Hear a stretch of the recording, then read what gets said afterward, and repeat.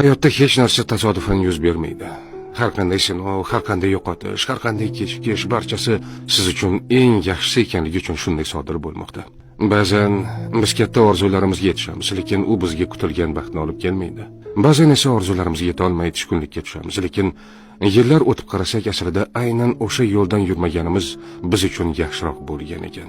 Balki siz hozir sabr qilib turgan og'ir kunlaringiz ertangi baxtingiz uchun zarur bo'lgandir.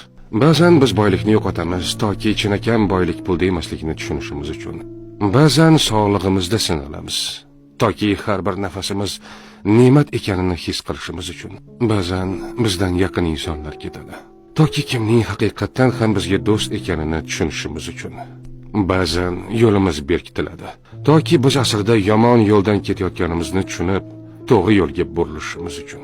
Siz hozir tushunmasligingiz mumkin, lekin bilingki, har bir kechikish yaxshiroq narsa kelishi uchun, har bir yo'qotish sizni yaxshiroq ne'mat kutayotgani uchun, har bir sinov sizni yanada kuchliroq bo'lishingiz uchun beriladi. Shunday ekan, tushkunlikka tushmang. Hozir sizga noqulay tuyulgan narsa aslida siz uchun eng yaxshisi bo'lishi mumkin. Chunki Alloh bandalariga zulm qilmaydi. U doimo bizga eng yaxshisini ravo ko'radi.